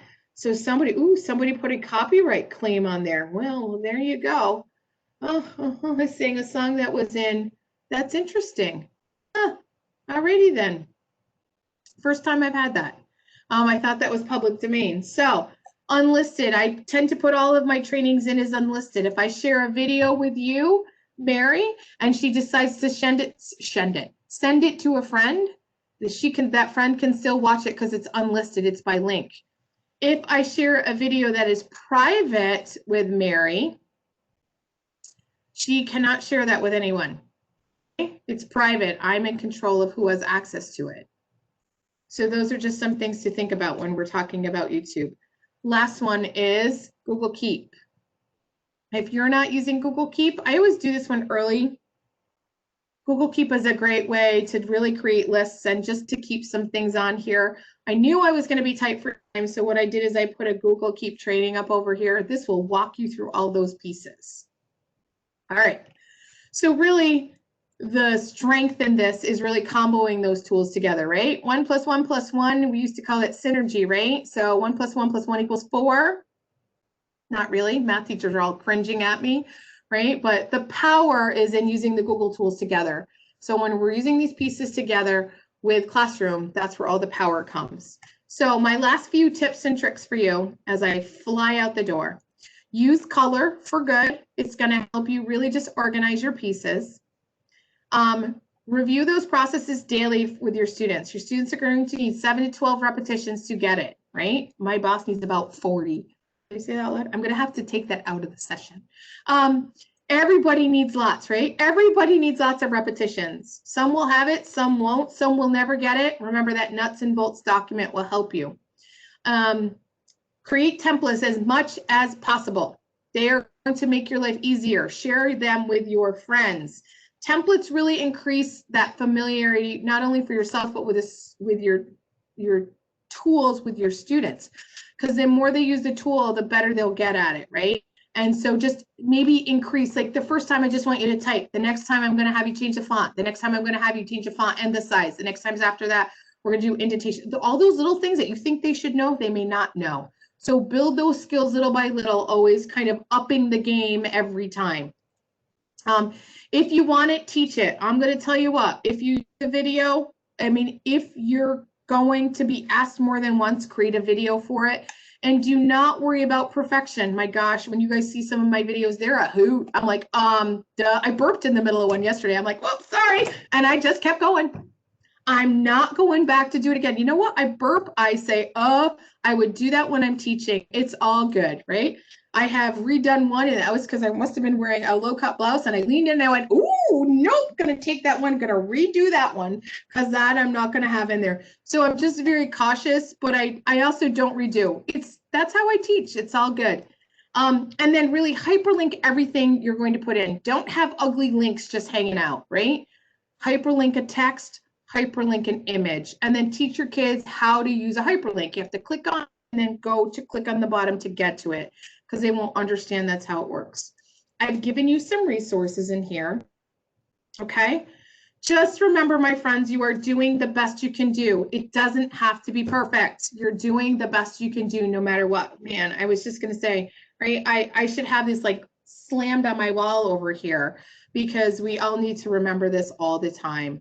Okay, so there's some more resources in here, Kathleen Tucker, as well as Cult of Pedagogy, which is Jennifer Gonzalez. She's awesome.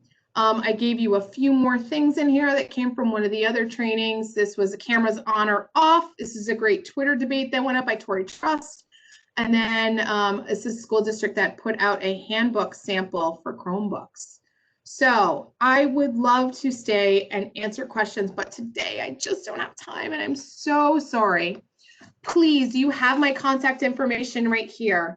Please feel free to reach out to me via email. My Virginia Bond is really the better one, the NARIC one.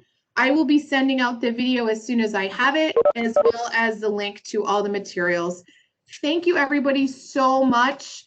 And I really, again, I appreciate your willingness to come in early. Thank you. Have a great day, and I will be sending out the link later today. Awesome. Glad it was good. Thanks, guys.